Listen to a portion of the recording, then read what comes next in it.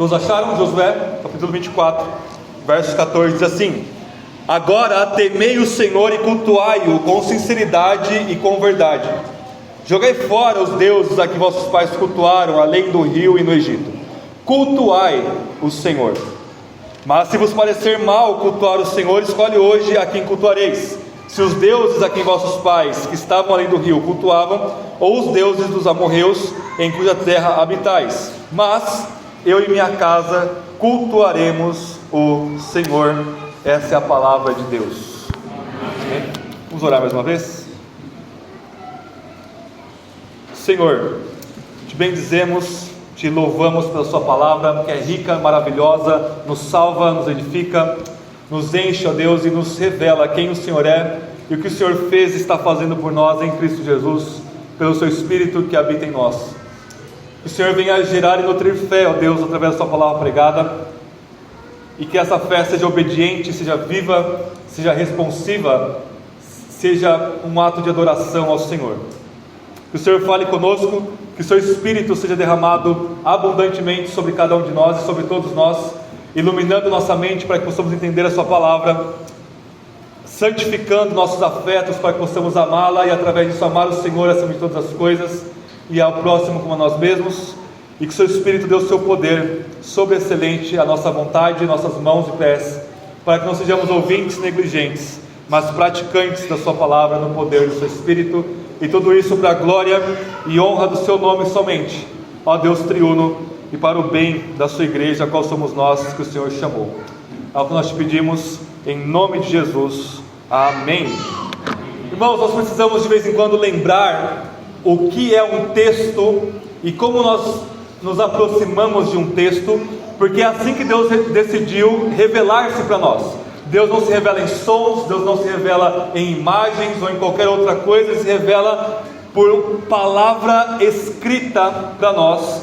Ele decide descer ao nosso nível e se comunicar conosco em palavras humanas inteligíveis, dentro da língua hebraica do Antigo Testamento, da língua grega do Novo Testamento. A gente precisa entender como é que funciona a linguagem escrita e como que a gente se aproxima dela, quais as ferramentas que a gente usa para a gente entender. Eu vou começar com esse papo meio nerd de linguística aqui, que é a minha especialização fora da teologia, porque vocês vão entender o quão importante é para a Bíblia e para a nossa leitura das Escrituras como um todo. Uma das formas de se aproximar do texto é quando a gente pega a palavra e vai ver a forma dessa palavra, e é isso que nós damos o nome de morfologia. Morfologia, ela não fala muita coisa, ela fala se a palavra é verbo, se ela é substantivo, é apenas a forma da palavra. Se a gente quiser saber o sentido da palavra, a gente usa uma coisa chamada semântica, que a gente vai ver como que a palavra é usada dentro do seu contexto original e tudo mais. Agora, se a gente quiser ver a relação das palavras numa frase, a gente usa a sintaxe, né? Sujeito, predicado, objeto direto, toda essa palavra que a maioria de nós não gosta de português, né? De gramática, mas que é importante para o texto. E se a gente quiser saber como que o texto era usado, qual foi o efeito social do texto, a gente usa um negócio chamado pragmática com as suas categorias. Só que agora, na linguagem, existe uma nova forma, uma nova ferramenta, que ela vai além da frase, e que ela vai abarcar o texto como um todo, que é chamado de análise do discurso. A análise do discurso, ela não vai analisar o sentido de palavras isoladas, ou o sentido delas na frase, mas como cada palavra e cada frase contribui para o todo do texto. E essa sub-área aí da textualidade, ela usa a sua própria linguagem. Também o que nos interessa é que como descobrir como cada palavra se encaixa no propósito de um livro como um todo, como uma obra literária, uma unidade de sentido como um todo. Uma das ferramentas dessa análise do discurso é chamado de proeminência. Ou seja, os autores de textos, eles de alguma forma vão conduzir os leitores a certas ênfases, a certas proeminências que ele quer destacar no seu texto. E uma das formas para a gente saber esses destaques é através da repetição de palavras. E o autor do livro de Josué, ele faz muito isso. Ele vai dividir o texto dele, o livro todo dele, em 4 partes. E em cada uma dessas 4 partes, que eu já falei para vocês nas pregações passadas, ele vai repetir certas palavras, certos verbos, para dar esse movimento do livro. Ele vai mostrar, olha, aqui eu estou enfatizando isso, aqui eu estou enfatizando aquilo, e assim por diante. Então Josué, ele é caracterizado por 4 verbos, por 4 ações que vão nos instruir o sentido do texto como um todo. Capítulo 1 ao 5, que nós já vimos, é marcado pelo verbo hebraico avar, que significa atravessar. Ou seja, qual que é o foco então do capítulo 1 ao 5?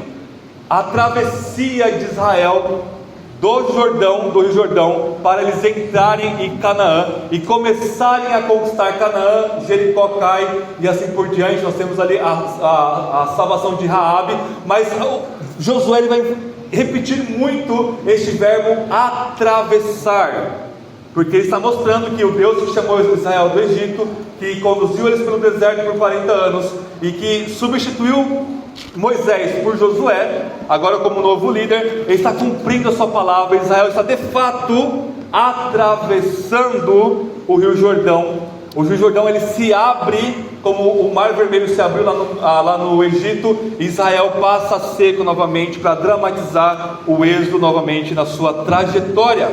Capítulo 6 ao 12 vai haver uma repetição do verbo lakar em hebraico, que é o verbo tomar posse, possuir, pegar para si. Qual que é a ênfase do capítulo 6 ao 12? Batalha. Israel vai batalhando, e ele vai fazendo o que? Se apossando da terra, ele vai tomando aquela terra que o Senhor Deus deu para eles. Então o foco ali todo é essas batalhas, mostrando que Deus está à frente de Israel, mostrando que Deus está cumprindo a sua palavra. Novamente ele vai repetir então esse verbo de tomar posse, de tomar para si a terra que Deus prometeu a Abraão, Isaque e Jacó. A terceira grande seção do livro, capítulo 13 ao 21, ele vai repetir muito o verbo halak, que significa dividir. Qual que é o foco que a gente viu na semana passada? A distribuição daquela terra para Israel. Então eles atravessam o Jordão, conquistam a terra, agora eles distribuem a terra. Agora, o capítulo 22, 23 e 24, que é a conclusão do livro, o foco de Josué, o verbo que ele vai usar é o verbo abad, que significa adorar, cultuar o Senhor. Então, olha o movimento de Josué: atravessar o rio, conquistar a terra, não é um fim em si mesmo. Dividir a herança da terra não é o fim em si mesmo. Qual que é o fim? Qual que é o propósito final e definitivo? Adorar ao Senhor. E a mesma palavra para adorar é sinônimo, a gente pode traduzir como servir. Abad, o verbo significa servir, ou seja, adoração já está mostrando, a palavra está mostrando para nós o que é adorar ao Senhor. É servir ao Senhor. É a mesma coisa, serviço, trabalho é sinônimo de culto e adoração. Então toda essa mentalidade pós-moderna das igrejas evangélicas hoje é completamente o oposto do que a Bíblia nos ensina sobre adoração. Essa mentalidade de que você vai vir para a igreja, você vai sentar num banco e você vai assistir um espetáculo, você vai assistir pessoas tocando maravilhosamente bem, você vai assistir pessoas orando com uma retórica boa, você vai assistir ali um pastor falando, e você vai embora para sua casa dizendo: nossa, eu tive o culto foi muito bom, eu gostei muito do culto. Isso não existe na palavra de Deus. A mentalidade do cristão é: eu vou me reunir com o povo de Deus para eu servir ao Senhor. Adorar ao Senhor é uma coisa ativa e não passiva. Ouvir a palavra de Deus, cantar louvores e orar são coisas que nós fazemos com todo o nosso coração, de forma amplamente ativa, e não de forma passiva, só recebendo coisas. Então Josué está nos ensinando para nós que Deus nos redime, Deus nos salva, Deus nos dá a sua herança para que nós possamos servi-lo. E como Deus não precisa de nada, Ele usa esse nosso serviço para nós servirmos uns aos outros. Então toda oração, louvor e palavra que se tem no culto é para Deus, ao mesmo tempo que isso edifica a nós mesmos, enquanto nós edificamos uns aos outros. Esse é o final, o clímax do livro de Josué, é que Deus nos salva, Ele salva Israel para nos conduzir à adoração. E hoje nós vamos ler 3 coisas importantíssimas sobre adoração, que o capítulo 22 e os 3 e 24 respectivamente ensinam para nós. Capítulo 22 vai nos ensinar sobre a unidade da oração. Capítulo 23 vai ensinar a obediência da adoração. E o capítulo 24 vai nos ensinar sobre a importância do fundamento. Qual que é o fundamento da nossa adoração a Deus? E aí o final do livro, que é o que nós lemos aqui a partir do verso 14, nós vamos ver algumas aplicações práticas no final sobre a adoração. Mas voltem comigo lá no capítulo 22. O título aqui na minha Bíblia é muito parecido com o de vocês talvez aí, é Josué abençoa as 2 tribos e meia. Então a tribo de Ruben, a tribo de Gade e metade da tribo de Manassés, eles herdaram uma porção de terra antes de Canaã, antes do rio Jordão. O que aconteceu? Ok, eles ficaram ali, eles pediram aquela terra, Deus deu aquela terra para eles. Só que Josué falou lá no começo: olha, vocês vão batalhar junto com os seus irmãos de Israel. Quando a gente conquistar todo o Canaã, vocês voltam então. Isso acontece aqui no final de Josué. Capítulo 22 Josué abençoa eles. Agora vocês podem voltar para a casa de vocês. Vocês foram fiéis, vocês foram irmãos mesmo. Vocês podem agora voltar para a terra de vocês. Então eles são da terra que nós chamamos de Transjordânia, porque estão além do Jordão. Enquanto Canaã é chamado de Cisjordânia, porque é onde é depois do Jordão de fato. Só que em meio a esse elogio dessas 2 tribos e meia, nós temos um problema que essas tribos levantam. Por quê? Quando eles chegam na terra deles ali, ao redor do rio Jordão, eles fazem um altar ao Senhor. Esse é um grande problema, porque o altar ele fica dentro do tabernáculo, e o tabernáculo ele fica dentro de um local específico. Ele foi em alguns locais aqui, Siló, depois Siquém, depois ele vai para Jerusalém, e todo o povo de Israel, todas as 12 tribos precisam peregrinar até o tabernáculo, futuramente Jerusalém, para adorar a Deus como um só povo. E aí o que eles fazem? Eles fazem um altar que Deus não mandou, e que não está localizado aonde Deus mandou, que era lá no tabernáculo. Isso é inadmissível. As tribos restantes de Canaã, 9 tribos e meia, se a minha matemática não está ruim, se juntam e falam: nós vamos derrotar essas 2 tribos e meia, porque a adoração é mais importante do que nós, do que o povo.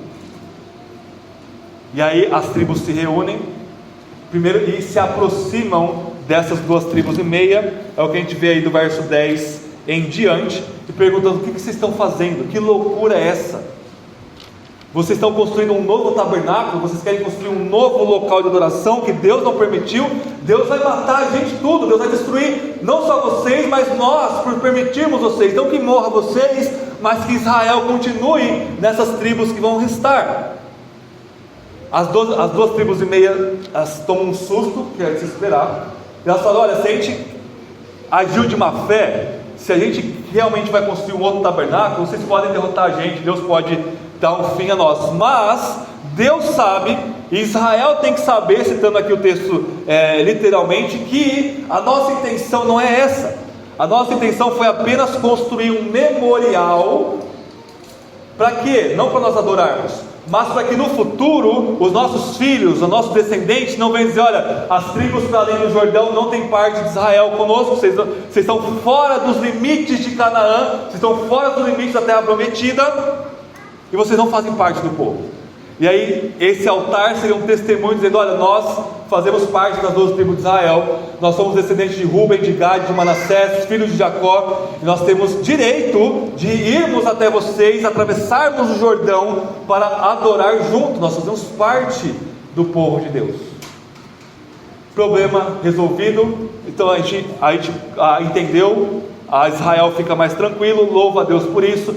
fala então que aquele altar monumental que eles construíram era apenas para uma lembrança, um sinal, para que eles, não é para eles adorarem ali, mas é para as gerações futuras lembrarem que as tribos, para além de Jordão, para além do limite de Canaã, também fazem parte de Israel. E isso faz parte de um tema gigante em Josué que a gente está explorando todas as semanas, que é o tema da identidade de Israel.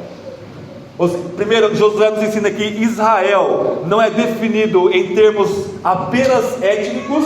Raabe, uma pagã de Jericó, uma prostituta, crê em Yahvé, no Senhor Deus, e ela é incorporada em Israel, ou seja, ela é uma israelita após a sua fé. Acã, um israelita nato, peca contra Deus, pega ali o que não deveria dos despojos de guerra, e ele é morto, ou seja, ele não faz parte de Israel, mesmo sendo etnicamente um israelita legítimo e puro. Então, se Israel não está definido estritamente por termos étnicos, Israel também não está definido por termos geográficos. Então, Canaã, delimitada ali pelo Jordão, pelo menos na parte do sul ali, não define o povo de Deus. 2,5 tribos estão para além do Jordão, eles também fazem parte do povo de Deus. Isso tudo antecipa a inclusão nossa, que não somos israelitas étnicos e que não estamos em Jerusalém, como Israel, como povo de Deus, agora na nova aliança. Mas irmãos, o capítulo 22 de Josué nos ensina uma coisa extremamente importante e fundamentalmente difícil de nós praticarmos, ok? Ele vai nos ensinar que existe uma rigidez em relação ao culto, ao mesmo tempo que existe uma elasticidade para algumas coisas, tá? O que é essa rigidez? O povo de Deus não pode cultuar a Deus como quer e aonde quer. Deus, ele fala aonde ele deve ser adorado, a reunião dos seus filhos, e como ele deve ser adorado. A gente não pode construir um altar qualquer e falar, não, a gente vai adorar a Deus. E isso é tão sério que Israel, quando vai falar disso para as 2,5 tribos, eles vão comparar a pecados anteriores. Vejam comigo, capítulo 22, verso 17. Eles vão dizer assim, por acaso foi pouca maldade cometida em Peor, da qual ainda até hoje, o dia de hoje, não nos purificamos, apesar de uma praga ter atingido toda a comunidade do Senhor. Ele está lembrando de Números 25, Números 24, Balaão tenta vai amaldiçoar Israel, Deus salva, abençoa, ele abençoa, mas ele quer corromper Israel. O que ele faz? Ele faz Israel se prostituir com mulheres pagãs. Deus manda uma praga e mata muitos ali dentro do seu povo.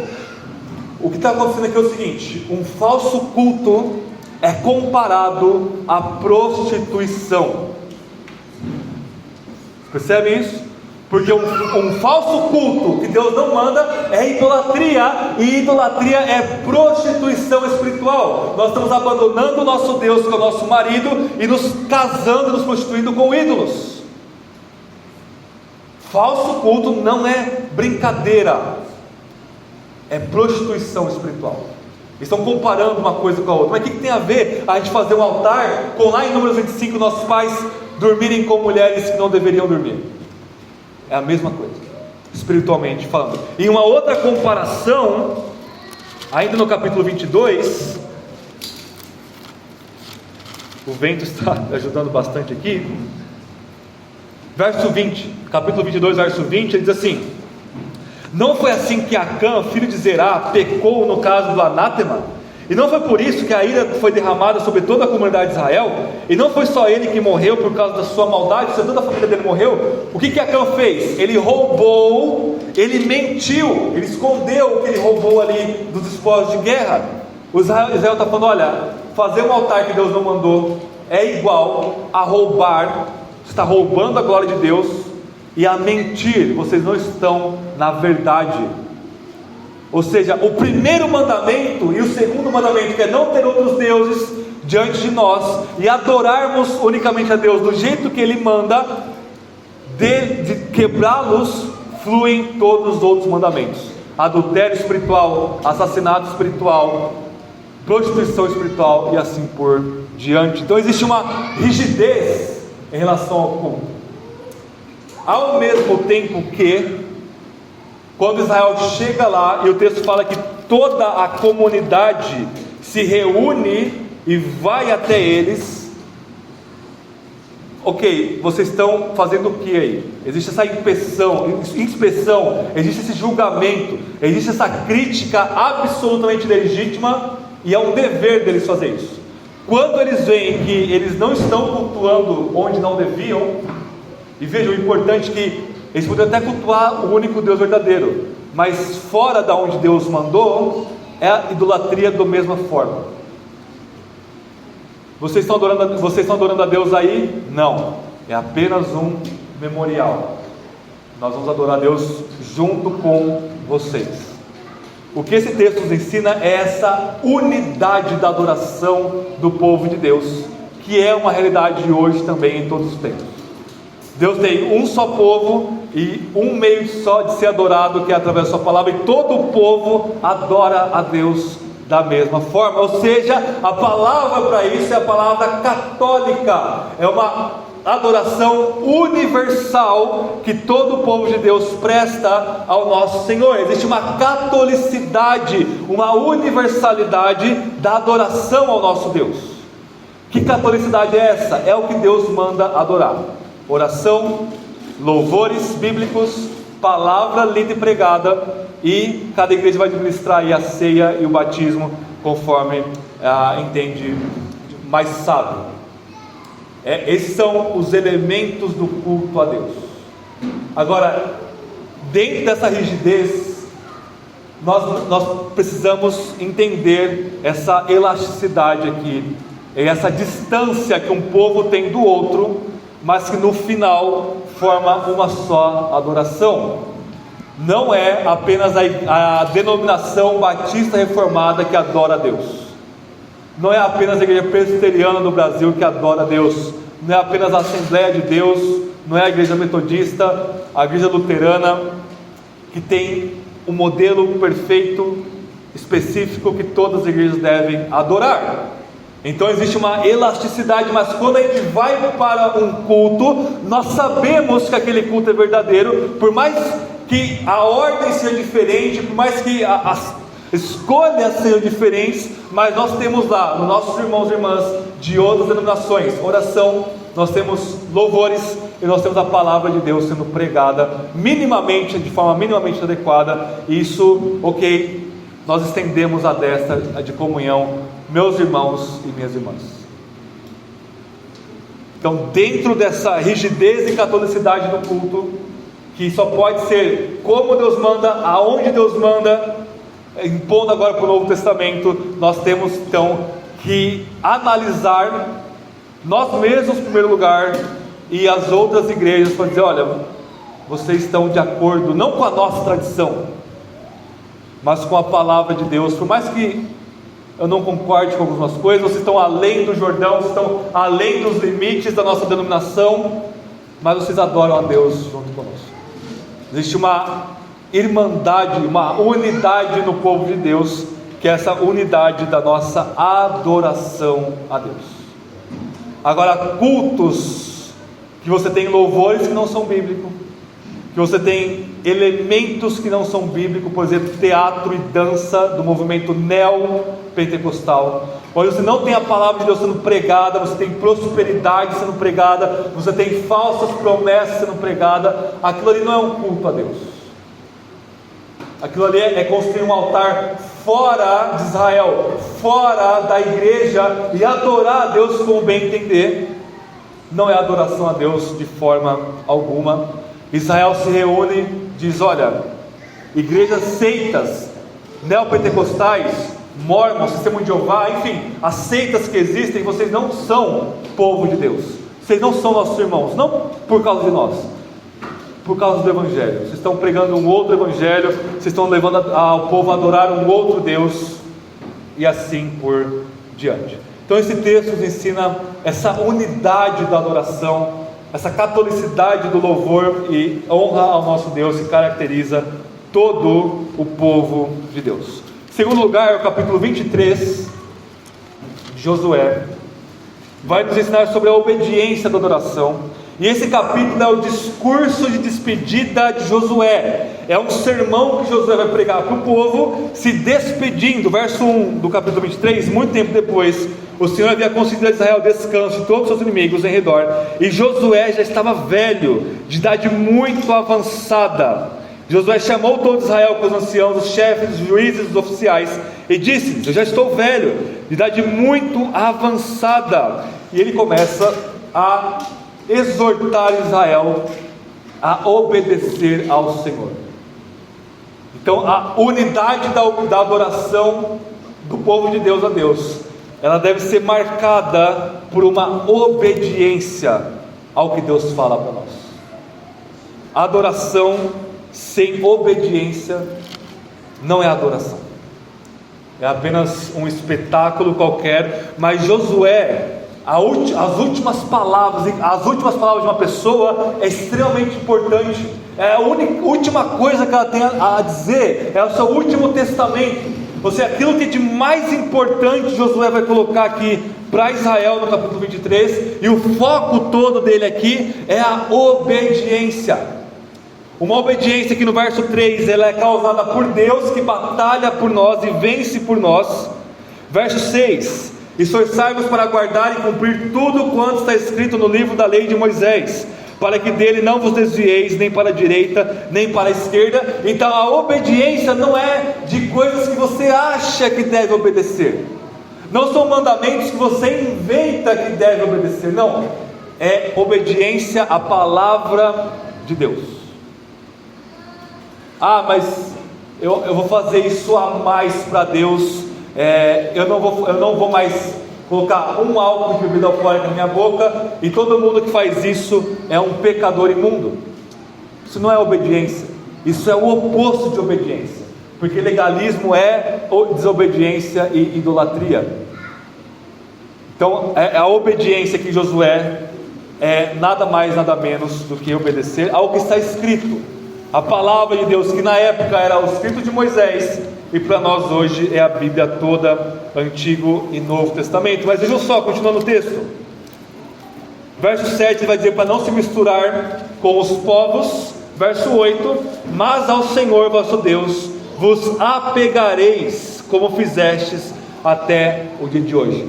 Obediência é isso, é se apegar a Deus. Igual um filhinho, um bebezinho, uma bebezinha, nossos filhos que cotidianamente quer se agarrar na gente, quer colo, quer se apegar a nós. Isso é obediência. Não é, e eu sempre falo isso, uma lista de regras que você vai fazer no checklist e no final você vai dizer: ok, eu fui obediente. Não, é você se apegar a Deus, como seu pai que te ama, como seu pai que só quer o bem para você, e você sabe que tudo que ele fala é para o seu bem, então você se apega, você se agarra a Deus. E além disso, verso 11: portanto, tende todo cuidado de amar o Senhor vosso Deus.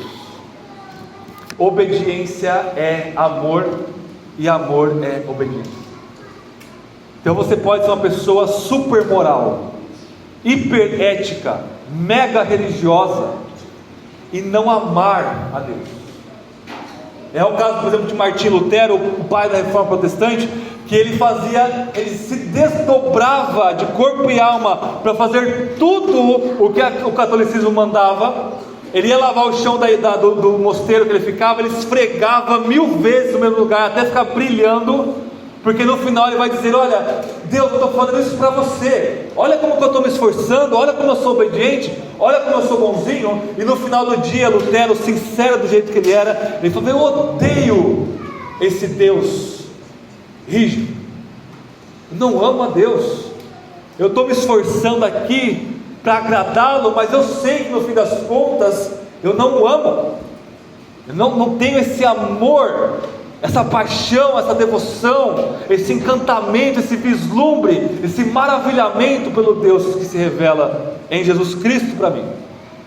até que ele lê Romanos, ele lê que Deus não nos aceita pelas nossas obras, mas pela fé em Jesus, pelas obras de Jesus. Ele fala: os portões do paraíso foram abertos para mim, eu descansei, e agora sim eu amo a Deus que me ama primeiro.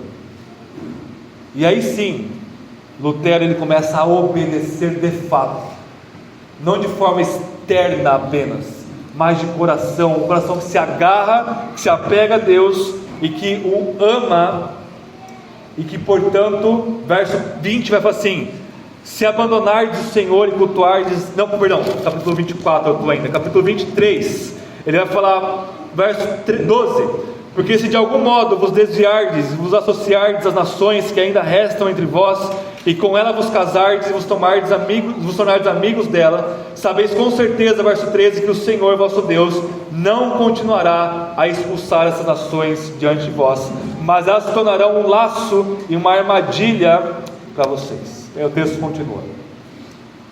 Ou seja, se você não ama a Deus, você vai amar este mundo, as nações deste mundo.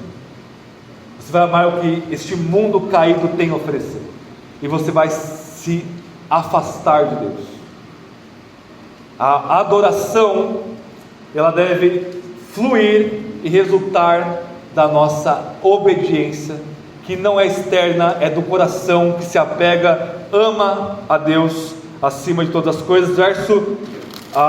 Capítulo 24, verso 23, ele vai dizer: Josué disse: agora jogai fora os deuses estrangeiros que há no meio de vós, e inclinai o coração ao Senhor vosso Deus.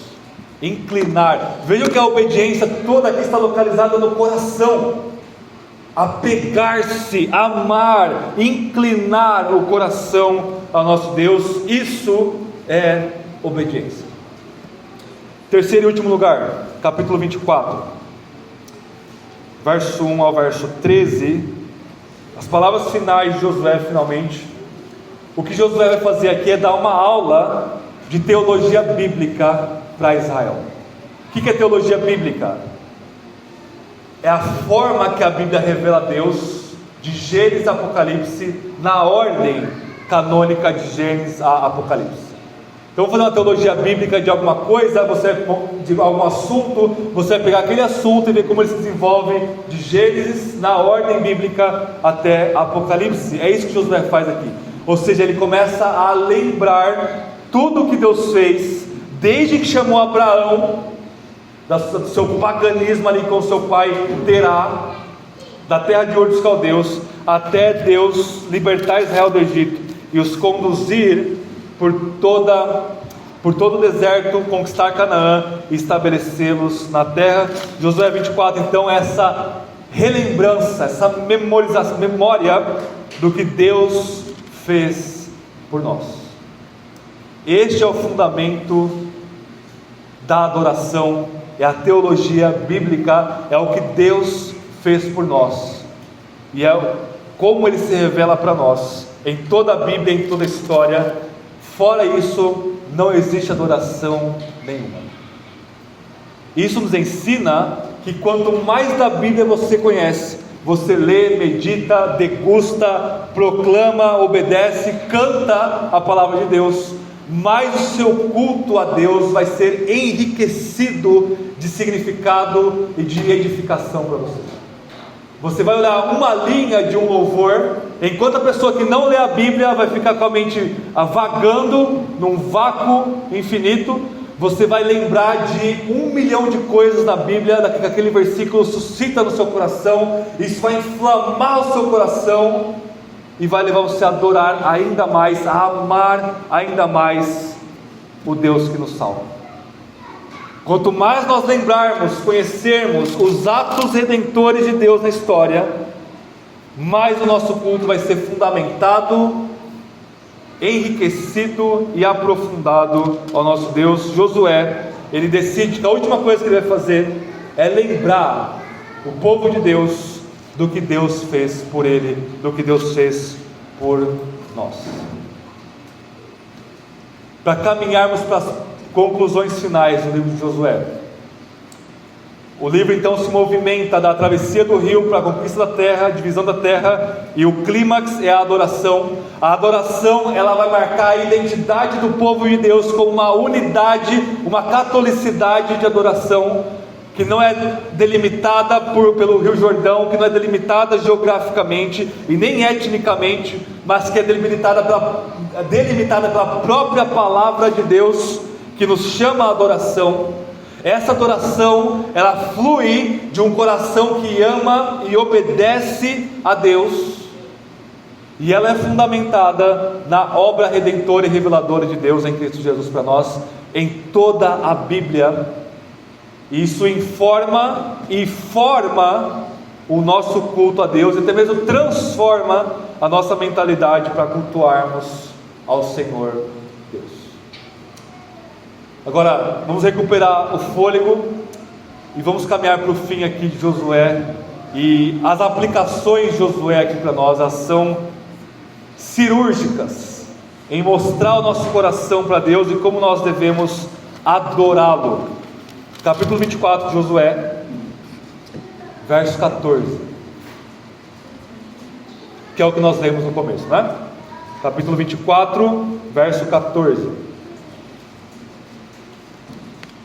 Agora, temei o Senhor e cultuai-o. Se a sua tradução está servi-o, é porque a palavra é a mesma, como já falei para vocês. Cultuai-o com sinceridade e com verdade. Então, a aplicação que o próprio Josué, eu não estou inventando a aplicação, o próprio Josué faz da sua teologia do culto, é que esse culto unido, obediente e fundamentado em Deus, ele tem um modo de ser, e esse modo é sincero e verdadeiro, sinceridade e veracidade. Isso aqui sem isso aqui não existe culto a Deus. Sinceridade e verdade. E a pergunta de Josué para nós então, para Israel e para nós é: será que nós estamos sendo sinceros ao cultuarmos a Deus? Porque do contrário, o verso 15 diz assim: mas se vos parecer mal cultuar o Senhor, escolham hoje a quem cultuareis. Josué, ele não fica fazendo apelo emocional. Josué, ele não fica manipulando, ele não foi assim, ó, levitas, vem aqui que agora eu vou fazer a pregação final, façam assim um louvorzão bem assim emotivo, e eu vou implorar para esses infelizes permanecerem fiéis a Deus e cultuarem a Deus. Não existe isso na cabeça de Josué. A cabeça de Josué é uma só: ou você vai cultuar a Deus com sinceridade e verdade, ou você vai cultuar os ídolos. Se você quer cultuar os ídolos, se você acha mal, se você acha tedioso, se você acha desgastante, se você acha inútil, sem propósito, se você não está adorando a Deus na igreja, não tem problema, é só não vir mais. Ele não está manipulando o povo de Deus para que pessoas que não querem adorar a Deus sintam-se confortáveis em sua carnalidade e se mantenham em Israel, para que de alguma forma Israel permanecesse grande, quantitativamente crescendo. Não, Josué vai falar: eu e minha casa serviremos ao Senhor. Isso é certo. Agora, se vocês não querem, aí é vocês e Deus, é vocês e o ídolo de vocês. A porta está aberta. E em toda a Bíblia é a mesma coisa. Jesus, lá no João capítulo 6, ele prega um sermão dificílimo. Ele fala que quem não comer da sua carne, não beber do seu sangue, não tem a vida eterna. O povo começa a se escandalizar e fala: olha, a gente está indo embora, a gente não quer mais seguir Jesus. Jesus, ele não faz apelo, ele não fica preocupado que a igreja está diminuindo. Ele olha para os seus discípulos e fala: vocês também querem ir? Podem ir. E por graça de Deus, Pedro fala: Senhor, para onde nós iremos? Só tu tens as palavras de vida eterna. E esse mesmo Pedro, ao pregar em Pentecostes, ele prega, ele fala: se arrependam e sejam batizados. E aí o povo chega para Pedro e fala: o que nós precisamos fazer para ser salvo? Ou seja, quem vai perder de não estar aqui não é a igreja, é quem sai. Não importa se a igreja tiver 2 ou 3 pessoas, nós não podemos comprometer o nosso culto e a verdade e a sinceridade do nosso culto por causa de ímpios que não querem saber de Deus. Não quer saber de Deus, não precisa vir aqui. Você não está cultuando a Deus, você está apenas gastando o seu domingo à toa. Mas se você está nessa situação e você ainda sente um anzol, uma fisgada, um leve inclino para você voltar, é porque o Espírito já está trabalhando na sua vida e te convertendo dos seus maus caminhos. Essa é a primeira aplicação. O culto, ele precisa ser sincero, e quando você é sincero, isso dói, isso humilha, porque você vai confessar os seus pecados, você vai chegar aqui destruído, humilhado debaixo da poderosa mão de Deus, sem nada, dizendo: eu não sou nada, não tenho nada, eu só tenho agora Cristo Jesus, eu vou me agarrar aos pés daquele que foi crucificado por mim. Sinceridade, que todos nós somos pecadores, mas Deus nos salva em Jesus Cristo. Agora, a segunda aplicação para nós, é quase escandalizador o texto aqui para nós, é um texto fora da curva, capítulo 24, verso 19. Então Josué disse ao povo: não podereis cultuar o Senhor, porque Ele é um Deus santo, é um Deus zeloso, que não perdoará a vossa desobediência, nem os vossos pecados. Mas se contraproducente, né? O foco, ele está usando a palavra abade, servir, adorar o tempo todo, mas esse é o foco, esse é o propósito, que Deus nos salvou, nos tirou do Egito, nos deu Canaã. Eu estou falando aqui de uma só coisa: culto, capítulo 22, 3 e 24. Ele vai terminar o livro dizendo: vocês não podem cultuar Deus, porque Ele é santo e vocês são pecadores. É quase uma contradição, um paradoxo aqui. Não, o texto é bem claro, não precisa nem de explanação: não podereis cultuar, servir, adorar ao Senhor vosso Deus, porque Ele é santo e vocês são pecadores.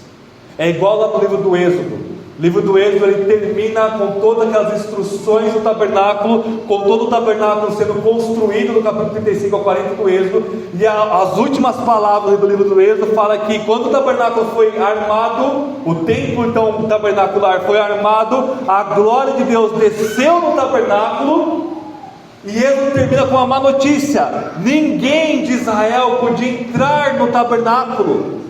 E aí o refrão é: nem mesmo Moisés, o homem que estava lá no topo do Monte Sinai, em face a face com Deus, não pode. E não poder entrar no tabernáculo significa não poder adorar a Deus. E aí vem o livro mais importante do Pentateuco, Levítico, que vai ensinar que a única forma de entrar no tabernáculo é com sangue derramado no lugar dos adoradores pecadores que Israel e nós somos. Então a mensagem do culto aqui, a aplicação do culto aqui é: vocês não podem adorar Deus. Deus não aceita adoração nossa, por nós mesmos, em nós mesmos, fundamentado em que você vai oferecer para Deus. Eu venho até aqui, pastor, como é que você está falando uma coisa dessa? Você vai oferecer aqui o que para Deus? Suas palavras? A Bíblia fala em Romanos 3 e nos Salmos que a nossa boca só tem veneno de cobra, palavras da serpente, do diabo. O que você vai oferecer para Deus? As suas obras. Isaías 64:6 fala que as nossas obras são como um trapo de imundícia.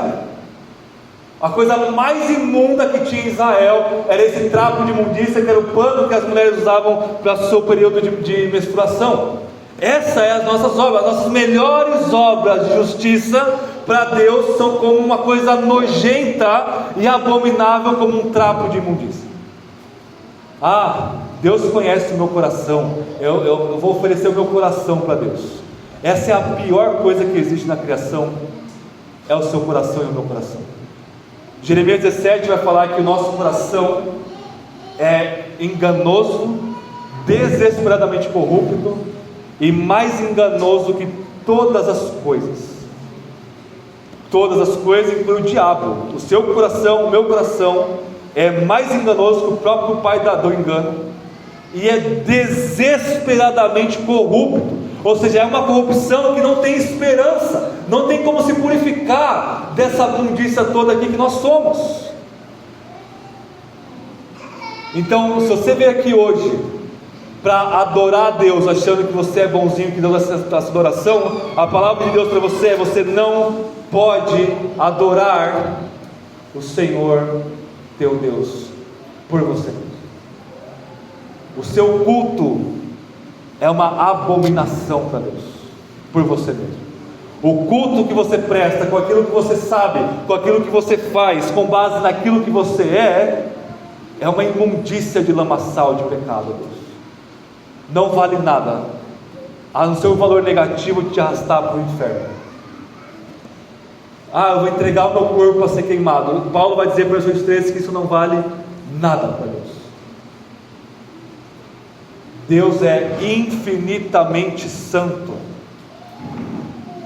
Os profetas vão dizer que nem os seus próprios anjos, que não têm pecado, são puros aos seus olhos. Tamanha pureza daquele que tem o olho como chama de fogo, que conhece nossos corações, que conhece nossos pecados todos que a gente comete segundo após segundo na nossa vida.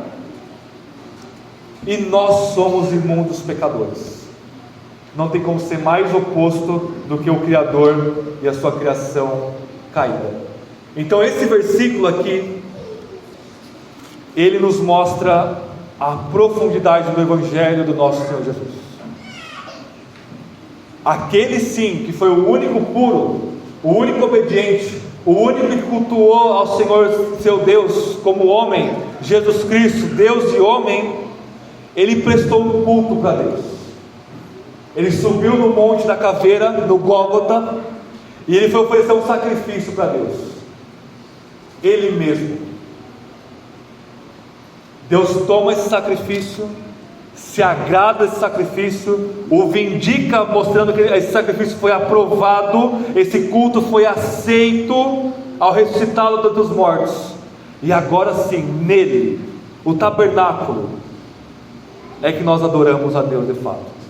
Agora sim, toda oração que a gente faz chega até Deus e é agradável a Deus. Agora sim, todo louvor que a gente canta, Deus se alegra com isso. Agora sim, toda palavra que a gente fala e ouve com a palavra de Deus, Deus trabalha isso em nossos corações, porque o culto não pode ser fora do lugar que Deus determinou, e esse lugar é Cristo Jesus.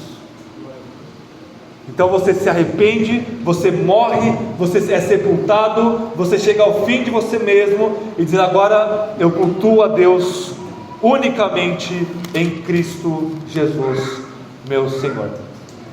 Para terminarmos, capítulo 24, verso 29 em diante, finalzinho aqui do livro.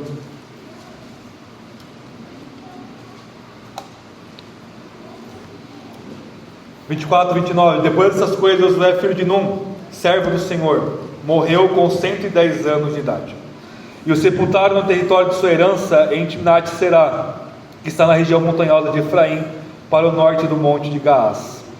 Israel cultuou o Senhor todos os dias de Josué e todos os dias dos anciãos que sobreviveram a Josué e que conheciam toda a obra que o Senhor havia feito em favor de Israel. Então aqui existe uma renovação da aliança em Josué 24, e o povo se coloca em pé e diz: nós não vamos abandonar o Senhor, nós não vamos adorar outros deuses, nós vamos adorar ao Senhor. E de fato, aquela geração, com a graça de Deus, adora a Deus por todos os seus dias, até que começa o livro de Juízes. As gerações que vão vir agora vão abandonar o Senhor e vão pecar contra Deus. E isso culmina lá em Reis, no exílio babilônico, Deus destruindo o seu povo temporariamente por desobediência. O que isso nos ensina é o que a gente deu em Deuteronômio 6, que o culto que a gente presta a Deus, sincero, comunitário, em verdade, fundamentado no que Deus fez por nós, ele precisa ser passado para as gerações. Ele precisa ser ensinado para as gerações. E é por isso que a prática da igreja em toda a história, exceto na modernidade, por influência de pensamentos pedagógicos modernos, as crianças todas participam do culto. E quem ficar incomodadinho, a porta está aberta também. Eu não vou tirar as crianças do culto porque alguém está incomodado. A frase popular, os incomodados que se mudam, se aplica aqui. Por quê? Porque é no culto, é estar corporalmente no culto, que as crianças vão ser treinadas, ensinadas a cultuarem a Deus como deve ser feito. Você tira a criança do culto por 10 anos, 12 anos, ela não sabe cultuar a Deus. E aí nós temos toda essa tragédia do evangelicalismo brasileiro. Que nós venhamos a permanecer firmes em cultuarmos a Deus em nossa geração, mas que a graça de Deus se estenda para os nossos filhos, e ela vai se estender através da nossa fidelidade em passar a verdade para os nossos filhos. Amém?